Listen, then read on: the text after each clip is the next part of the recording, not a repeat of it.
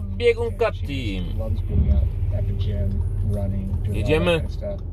tyrać ponad siłę. I live in a town just outside of Boise, Idaho. I'm a financial advisor with Morgan Ale Stanley. biegi co zmieniać, tu nie ma co zmienić. Wonderful partner for our life, Leanne, and I have two now. No i było tak jak mówiłem, tak jak przypuszczałem.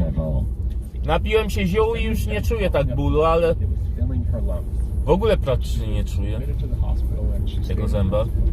Tym bardziej, że wczoraj nic nie jadłem. Za 100 metrów na rondzie drugi zjazd.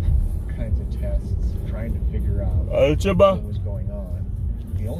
jechać do tego dentysty to zrobić, bo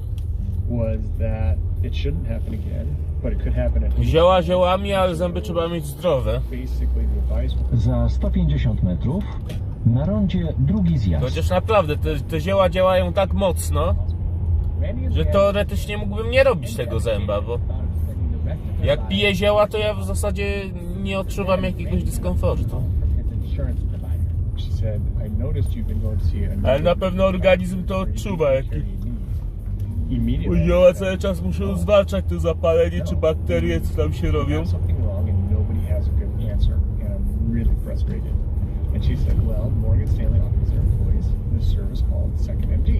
Także na pewno lepiej będzie to zrobić jak najszybciej.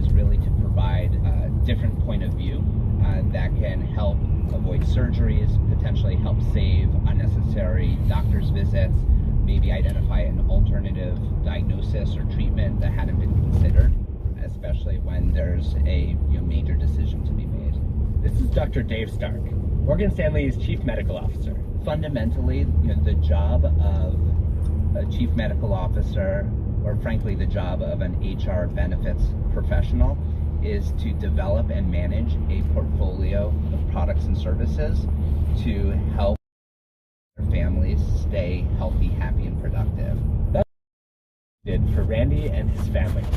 After being connected to specialists across the country, Leanne traveled to Oregon, where she was diagnosed with a microvascular dysfunction and underwent a successful surgery. After about 3 months of just not being able to figure out what was going on, Second MD came in, and within 3 weeks, we have a plan of action that was just guided and stepped all the way through. I've been a raving fan of Second MD ever since. Research shows that employees' commitment and loyalty depends heavily on feeling cared about and supported by their employer. Morgan Stanley has worked to meet employees where they are with services they need, in person or virtually, from child and elder to special needs care. As for Randy, he and his wife Leanne are counting their blessings. On the anniversary of her surgery, she ran her first half marathon. Life is precious, life is short. We should enjoy it and take it all in, but every now and then just reflect on the blessings we have and the miracles that happen that get us to where we're at. Morgan Stanley. Za 600 metrów skręć w prawo w zjazd. Believes employees are their greatest asset, and they protect that asset by offering top quality healthcare options and comprehensive programs to support physical and emotional well-being. Learn more at morganstanley.com/ourbenefits.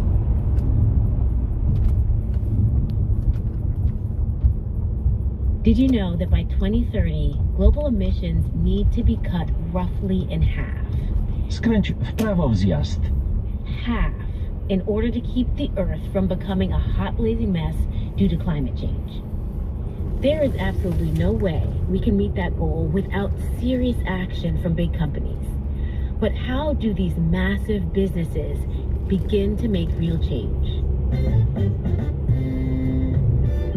I'm Maduba Akinola, and this is TED Business. And today we're going to hear from Kate Brandt. She's the former Chief Sustainability Officer at the White House, and she's currently leads sustainability for all of Google. Have you heard of the term circular economy? In this talk in 2018, she explains what a circular economy looks like and how it's helping a massive business like Google make real change. I'm keeping this episode super short. We're getting ready for the next season. We need a little bit of time. So that means I'm not going to be back for a lesson, but there is so much to learn from this talk. Siema, So siema, let's hear from pakinosy. Kate after a quick I break. pakinoski. Kto to się odzywa o tak wczesnej porze? Tyrać ponad siły, Grant, kurde. and as an organizational psychologist, I believe in rethinking ideas we've taken for granted to learn how to live better.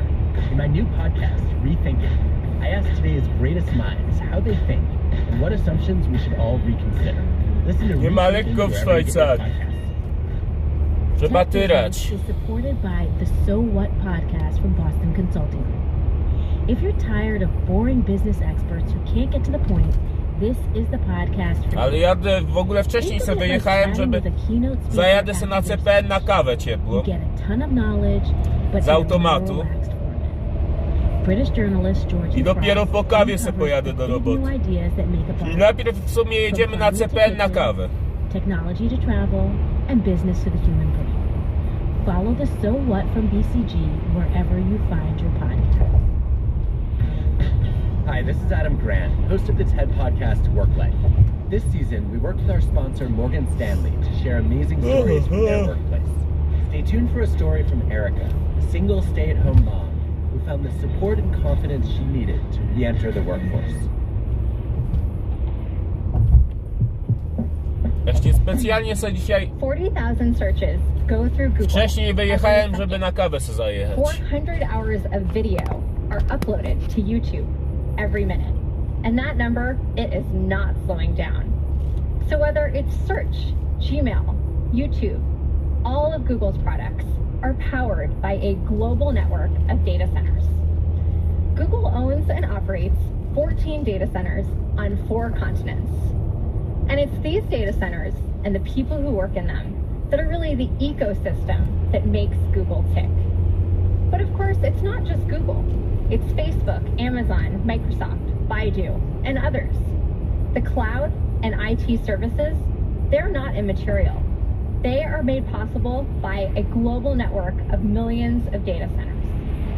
But millions of data centers does mean a growing need for natural resources and an urgency to find new models for supplying the energy and raw materials. So, where better to turn than the work of the world's most efficient engineers? I'm not actually talking about my colleagues, though.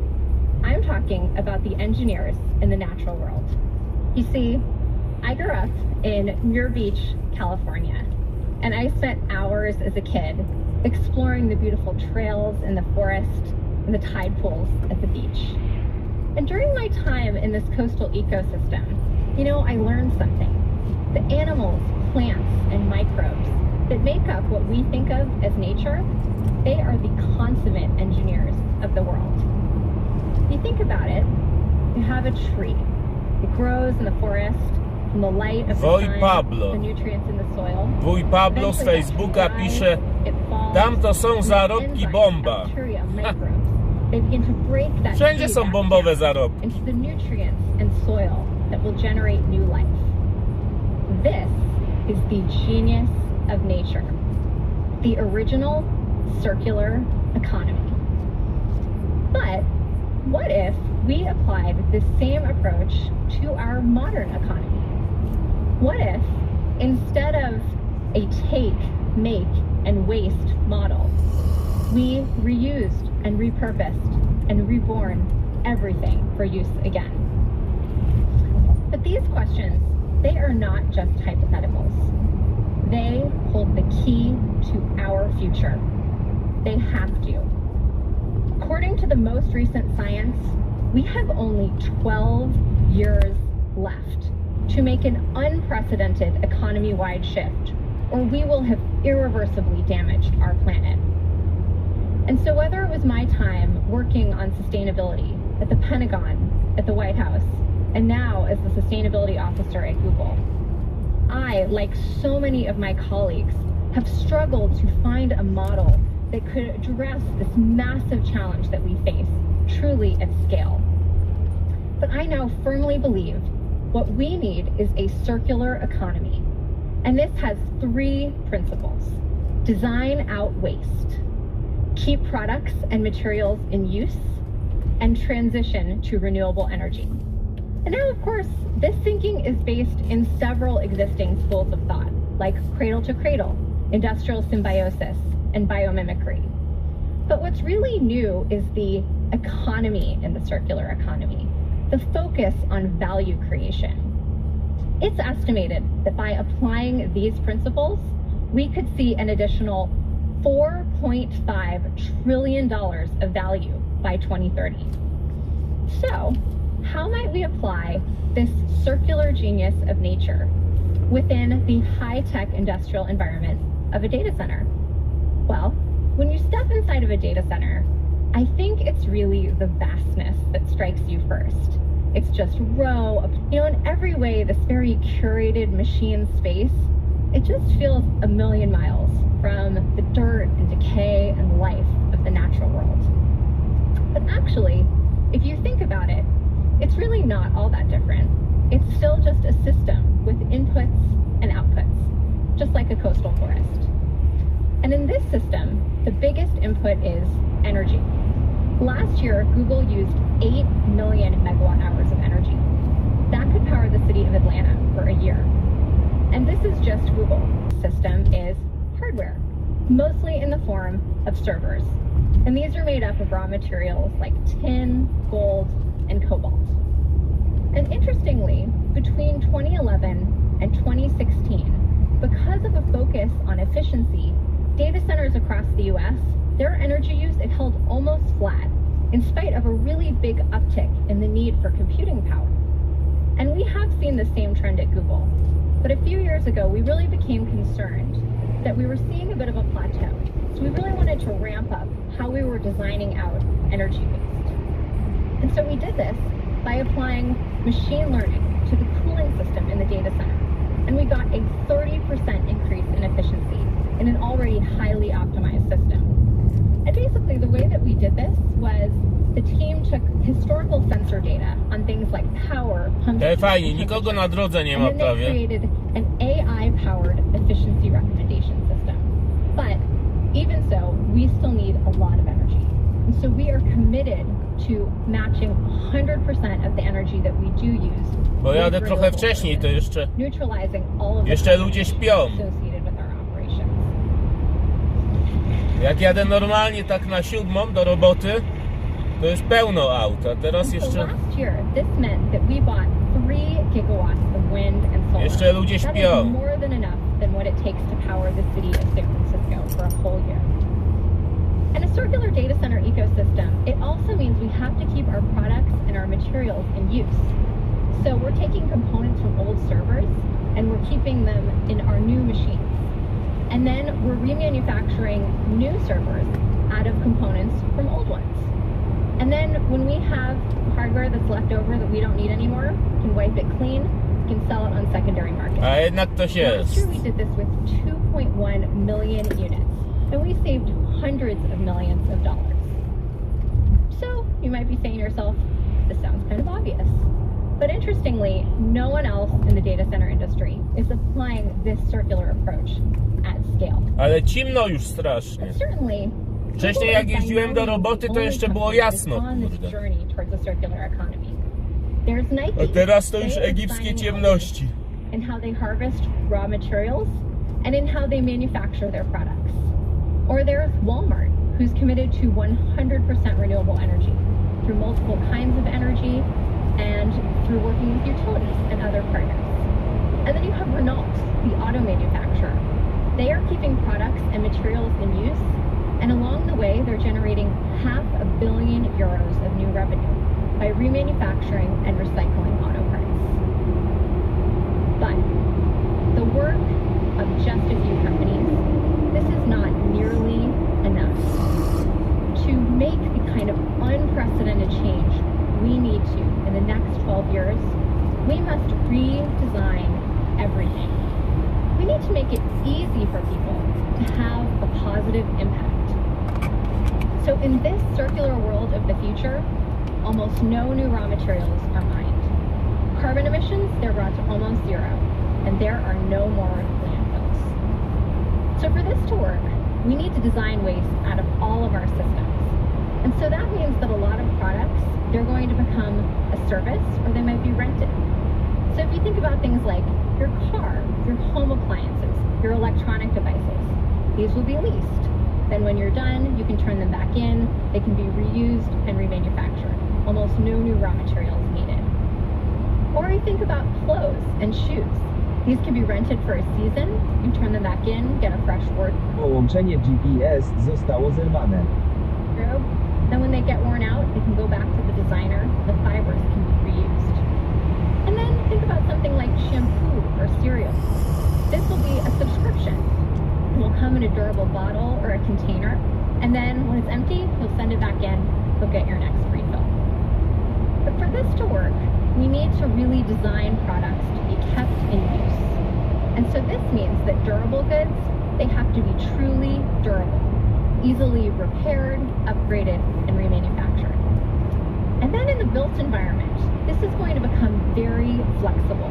We'll be able to easily turn an apartment into an office, and then we'll be able to deconstruct whole buildings and reuse those components to build new structures. And everything is going to be non-toxic, so it's absolutely safe to be used Za 50 metrów na rondzie drugi zjazd. in a product or in a building. And then we're going to need a lot of energy, right? We're going to have all this Za 500 metrów zjedź w lewo. forward and reverse logistics, all this remanufacturing. And so that is going to come from carbon-free sources. So this means millions of new megawatt hours of wind, solar, geothermal, biomass. It probably means nuclear and large-scale storage. And then vehicles. Jadę tu We na are going to CPN have na almost kawę. no more gasoline-powered cars or trucks. Electric vehicles will be green. Advances in hydrogen and biofuel, they'll help them go carbon-free too. But there is still a long journey ahead. We do not have a lot of time. So as homeowners, as citizens, as parents, you have a critical role to play right now. At home, you can design out waste through better insulation. You can prevent food from going in the trash by freezing it before it spoils. You can carry a reusable water bottle. And on renewables, you could put solar on your roof. You could check and see if your neighborhood has a community choice or community solar program. You can keep products and materials in use. You could rent your phone or your jeans or your printer ink. You could take public transit, or you Za 200 metrów zawróć. can carpool. These actions are really just the beginning. I believe that if we each ask ourselves, what can I do to positively impact our economy, our society, our environment? Then we will break out of the global challenges that have been created by our take, make, and waste economy. And we can realize a circular world of abundance. Thank you. Będziemy blokować.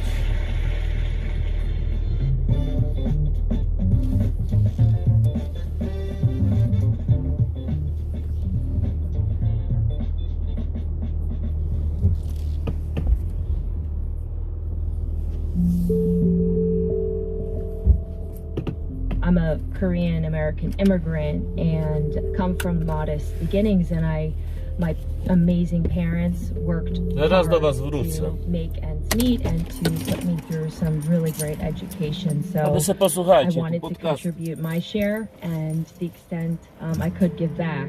Meet Erica Bowman. She's been working since she was 14 years old, selling shoes at an outlet mall. Eventually, she landed in investment management, working her way to senior positions. After reaching those career heights, Erica took a break, and in that time became a stay-at-home mom. I had a wonderful, wonderful daughter, and she was 18 months at the time that I made the hard decision to file for divorce and embark on being a single mom. I knew that I would be faced with quite a lot of challenges to get back in the workforce, make ends meet, and regain my independence. Erica found Morgan Stanley's Return to Work program, a 12-week internship aimed toward those who took a career break, especially mothers. The program was set up in such a way that we had all of these fantastic resources. And then more than that, there was just a community and a cohort. And oh my God, does that make a difference when you're coming back to the workforce? Research reveals that the most important driver of feeling supported by your organization is your immediate supervisor. the moment that I met my now boss, Chuck, I said, this is the place for me. He was interested in me as a person too, and wanted to know about my situation. And when I did share all of that and the need for flexibility because of being a single parent, there was not a hesitation of how we would make that work. We've worked hard over the years to structure the program to really gear towards the success of the participant. Susan Reed is Morgan Stanley's global head of diversity and inclusion. She worked with partners across the firm to make that commitment tangible. One of the things that differentiated the Morgan Stanley program is that from the very beginning, it was always our intention to try to convert as many of the program participants as possible to full-time employees. And we've been successful at that. I mean, roughly 75% of our participants become full-time employees. Erica didn't just become a full-time employee. In her first year with the firm, she became an executive. She's now the Chief Operating Officer for Global Marketing at Morgan Stanley Investment Management, and it's had a big impact on her life. For me personally, it's been my ticket to freedom, to get back on my feet in a time that's been really challenging. And I will say that again and again, because of Morgan Stanley and the Return to Work program, the outcomes for myself and my daughter it changed dramatically for the better. At Morgan Stanley, part of supporting a diverse workforce means recognizing that not all career paths are the same. The Return to Work program is an opportunity for people who have taken a break from their profession to resume their careers with confidence.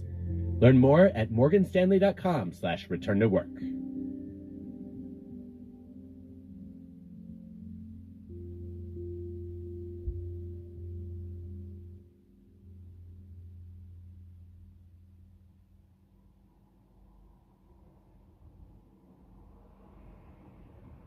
So 15 years ago, I came across a video, and this video was of this cute little object.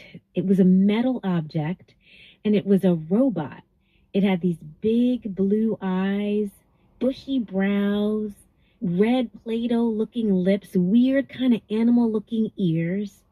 And the cutest thing happened. In the video, it was saying, "I love you." He said he loves me. And my heart melted. I felt it loved me. But it's a robot, and robots can't love. And that's what's going to always separate us from technology. Technology doesn't care about us. So as more jobs are going to be done by robots, AI, automation, how does this lack of human touch separate the work that humans should do from the work machines should do? I'm Madhu Bakinola, and this is TED Business. And today we're going to hear from Kai-Fu Lee. He's a leader of a venture capital firm in China that invests in the latest technology. He's also the author of a book called AI Superpowers. And in this talk, he's going to share an unusual idea that AI might just free us up to be more human. So let's hear from Kai-Fu after a quick break.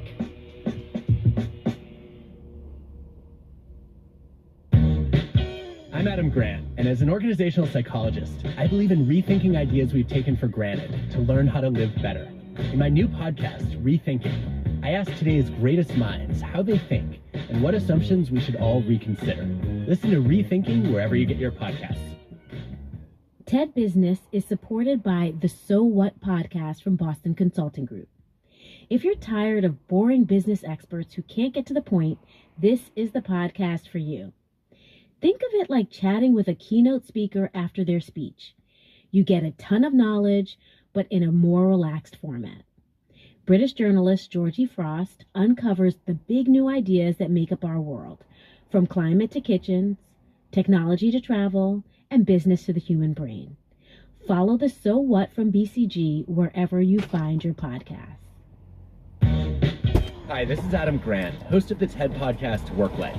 This season, we worked with our sponsor, Morgan Stanley, to share amazing stories from their workplace. Stay tuned for a story from Erica, a single stay-at-home mom who found the support and confidence she needed to Siema, re-enter the siema. workforce. Oczywiście jakąś przekąskę też musiałem kupić. I'm going to talk about how AI and Coś? mankind can coexist. But first, we have to rethink about our human Spróbujemy. values. So let me Bez first make szyjka a chyba. confession about my errors in my Ile mamy values. jeszcze czasu? It was 11 o'clock, December 16th. My wife Stanley lay in Dobra, a 10 hospital minut bed, jeszcze mam. going through a very difficult No 12-hour dojazd. labor. I sat by her bedside, but looked anxiously at my watch, and I knew something that she didn't. I knew that if in 1 hour Że our skosztujemy child jeszcze przed didn't odjazdem. come, I was going to leave her there and go back to work and make a presentation about AI to my boss, Apple CEO. Fortunately, my daughter was born at 11:30, Nie już zła. sparing me from doing the unthinkable. And to this date, I am so sorry for letting my work ethic take precedence over love for my family.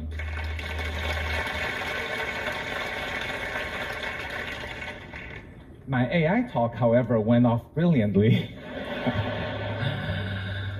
Apple loved my work and decided to announce it at TED 1992, 26 years ago on this very stage. I thought I had made one of the biggest, most important discoveries in AI, and so did the Wall Street Journal on the following day. But as far as discoveries went, it turned out I didn't discover India or America. Perhaps I discovered a little island off of Portugal.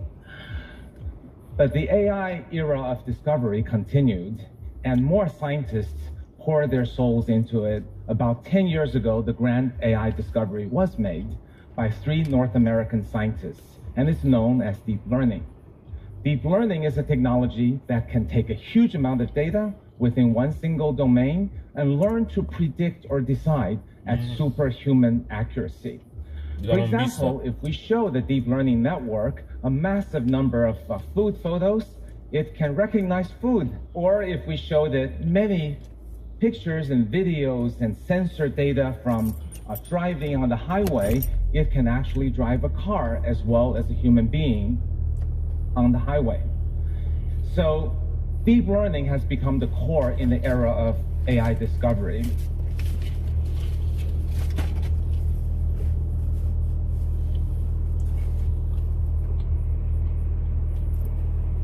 CBD se kupiłem.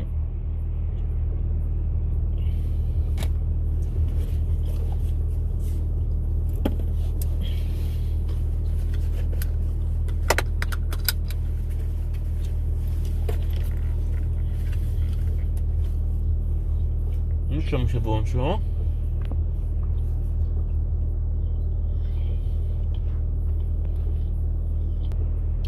Nie wiadomo o co chodzi.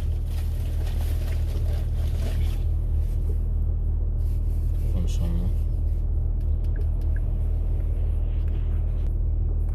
Nie działa. No wiem.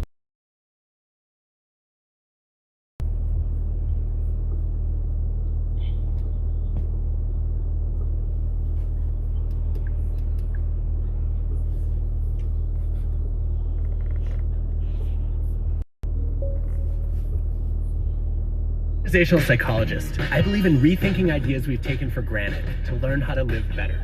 In my new podcast, Rethinking, I ask today's greatest minds Dobra, how jedziemy. they think and what is Business is supported by the So What podcast from Boston Consulting Group.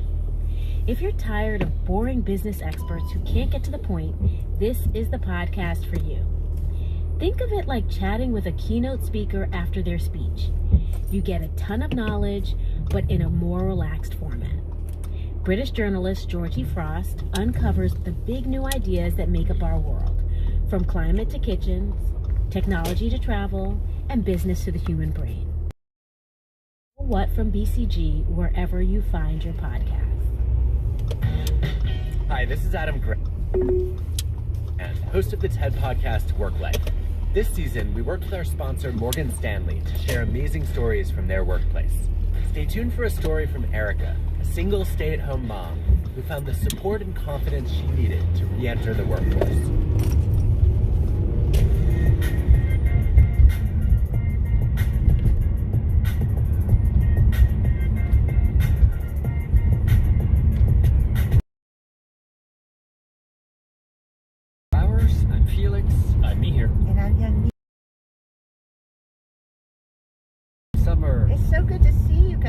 Although, Mihir, are you back, really? Because Mihir's on leave this year, Felix. Oh. I mean, look at him. Does he look like he's fully back? He looks very relaxed. Yeah, I'm pretty relaxed. So what does it mean, your leave, Mihir? I know, academia is so from another era. So we have these sabbaticals. I've never taken one, and I'm taking one.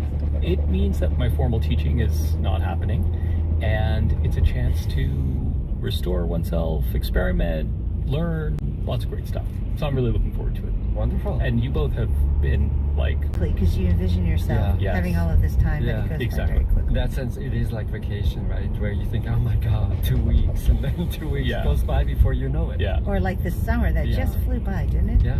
But it's so good to be back. It is really great to be back. I'm so happy we're doing after hours again. Me too. And it's great to have young me here, especially to begin the season. It's really fantastic. Wonderful. I'm excited. And over the course of the season, we'll have lots of different folks coming in, and of course, young me will be hopefully joining us as much as she can.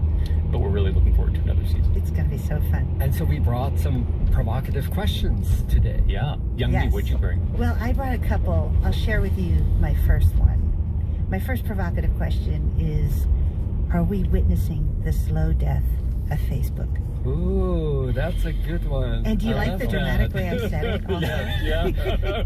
You gotta add some music in the background. Yeah. So give me one that you guys brought in. So I'm interested in second chances. And in particular, Adam Newman from WeWork is back with a big investment from a really major venture capital fund. And so I want to talk about whether we believe in second chances in this case and in general. Okay. Like it. Okay. What about you, Felix? I would like to talk about the war for talent. It's heating up in lots of places with increasing compensation for many groups. And then we're really at a strange moment where maybe it's getting better, maybe it's getting worse, and I would love to know how you think about it. Za 300 metrów na rondzie drugi zjazd. It's great. Yes, that sounds good. Let's do it.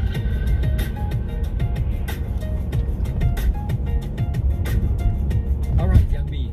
Facebook, slow death. Okay, so the origin of this question is as follows. So one of the things I was reflecting on this summer is how so many of our biggest companies seem to be transitioning to their next chapter and in the process redefining their brand identity. So for example, Apple, one of the most successful product companies of our generation. Za 200 metrów na rondzie pierwszy zjazd.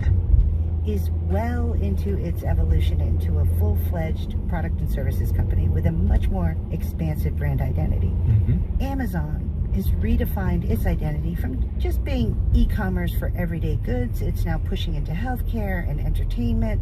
Walmart is playing with membership services. And in each one of these cases, the direction of the company is pretty clear.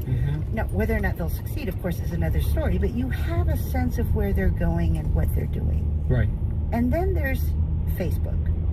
The weaker version of my question is, when we look at Facebook, are we looking at a company that is experiencing a full-blown identity crisis? The stronger version of the question is, are we actually witnessing the slow death of Facebook?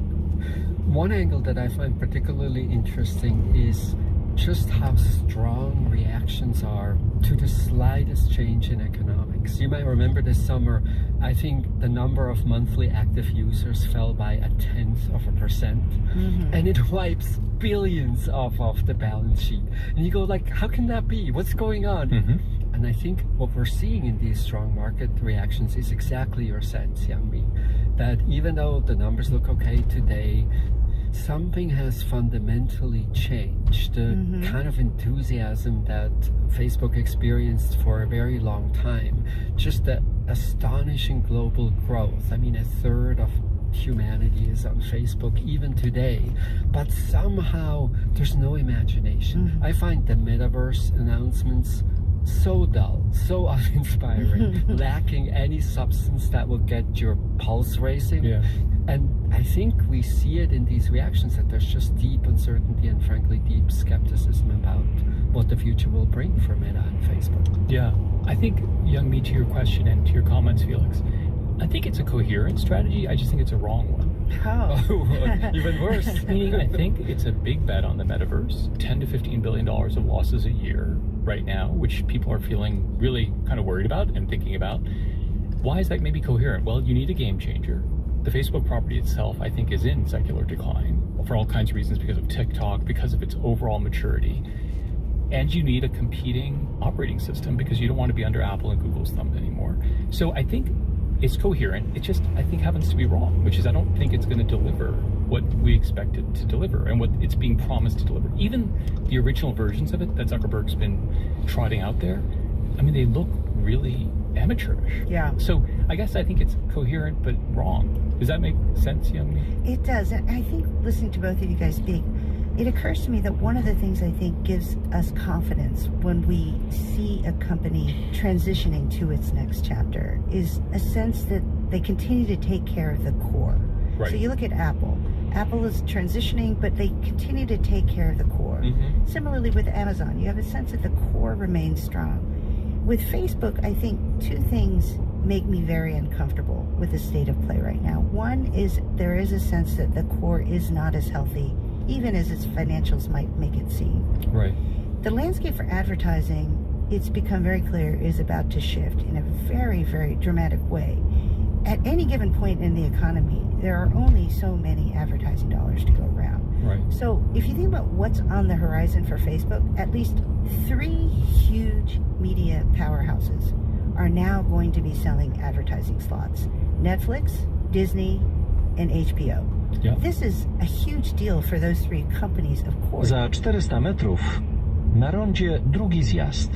But it's also a huge deal for how advertising dollars get distributed more broadly. And this is not the best news for Facebook, which was already, by the way, getting squeezed by Apple changing the way it does app tracking transparency, Right. which has hurt Facebook's advertising as well. So on the economic side, the horizon doesn't look great there. And then when it comes to the business of Facebook itself, they really seem to be getting clobbered by TikTok. Mm-hmm. So if you listen to the news coming out of the company, you hear a lot of conversation about whether or not Facebook is going to begin to do more and more things that emulate TikTok. And if you think about what has historically given Facebook its strength as a social platform, everything is built on that social graph, that network of links of friends and family and people that you know. TikTok is completely different. It doesn't require a social graph at all. And so for Facebook to begin to copy TikTok and begin showing random videos to users represents a real step change in its strategy. In fact, it would make a great case study discussion for us to ask our students, should Facebook chase a new engagement model, leaving behind the safety and the strength of its irreplicable social graph and begin to try to be more like TikTok? Yeah. I don't know that they have figured that out yet. And then to your point, Mihir, on the leadership side, Zuckerberg seems to have completely lost interest in the core Facebook business. Exactly. He's so focused on the metaverse, and the vision there is not inspiring, at least not yet. I think you're nailing something on the product side, which is its inability to compete necessarily very well with TikTok. But also on the finance side, there's a question of capital allocation and whether these people are good stewards of capital. $10 to $15 billion a year on Meta. Za 600 metrów na rondzie trzeci zjazd. Oh, by the way, in 2021, we spent $50-60 billion buying back our stock at really high levels. And so there's this underlying question, which is, what is this guy doing? And he's kind of embodying like some futurist personality. And he's trying to build this universe. And it can go to zero. There's a set of outcomes here that include like zero on all that meta spending. And so one has to really wonder whether the leadership is actually doing something that both the employees and the longer run. I like this point about managing capital, and then I think similar things are true about managing other assets that the company has. Yeah. So if you think about Instagram, No, dziękuję, wzajemnie. Skręć w prawo. probably the most important ingredient on Instagram are all of these people who Skręć w prawo. Następnie Dotrzesz do miejsca docelowego. Marcin Zimnicki z Facebooka napisał: miłej pracy, wzajemnie, so much Pakinosie. money, so much care, the endless posting, so that you build up followers that you can then monetize. The moment you go to Bicki napinaj, a greater kurde, nie jakieś fraction of kanapeczki. random allocation of images to imitate the Yes. entertainment That's a good point. value Bez of TikTok, napinania you're bicków to nic undermining nie będzie that very dobrego. value. Yeah. So it's To not trzeba confidence sobie jasno inspiring whenever you powiedzieć. see companies just copy and essentially Jesteś na miejscu. ever since Snap, all they have been doing is copying other social media platforms. Yes. But if it's inconsistent with the underlying logic of your business model, I think that's particularly troublesome. This is exactly right. The difference between replicating Snap 2 is built on a social Na 14. graph. So To at ty least jeszcze the engagement model se is dżemkę consistent zrobisz, zanim do with what roboty they've done pójdziesz. To historically. po co ty o tej Once godzinie they start to wstałeś? try to emulate TikTok, it takes them in a direction that really Ranny undermines all ptaszek of the jesteś. investment that some of its most influential users have really depended on historically, and that can undermine the entire business. The other part of it, which is striking to me, I think you both have nailed this idea that TikTok has changed the game and changed the nature of the revenue model. czekamy, And aż if you ape ktoś them, tutaj- you undercut your essence. Aż At the ktoś same tu time, przyjdzie. what do you do with the fact that your basic model is serving an older and grayer population that is Dobra. not growing as fast? Jestem na One miejscu. answer is no, stick to your knitting, stay to that social graph model and do it. But then the tension is, yeah, but I can't grow that Wszyscy do base because przedszkola young people are not adopting zaprowadzić. it. Aha. So I guess I'm curious, would you tell them to double down on their model, or what would you tell them to do on that core business? Well, I would probably tell To them dużo that mocy everybody życzę wam needs z an synem avatar. They need to na do cały it. dzień, kurde, i hardkorowej drogi do przedszkola. They need to do it in the metaverse. I Listen, pamiętajcie, I am że- one of the true believers in że the bicki metaverse, same but się not nie będą necessarily napinać, Facebook's kurde. metaverse. Yeah. in some sense, metaverse is maybe Marka. just too broad a term to really get any sort of confidence into what they're thinking about, what they're doing. Say in the profession.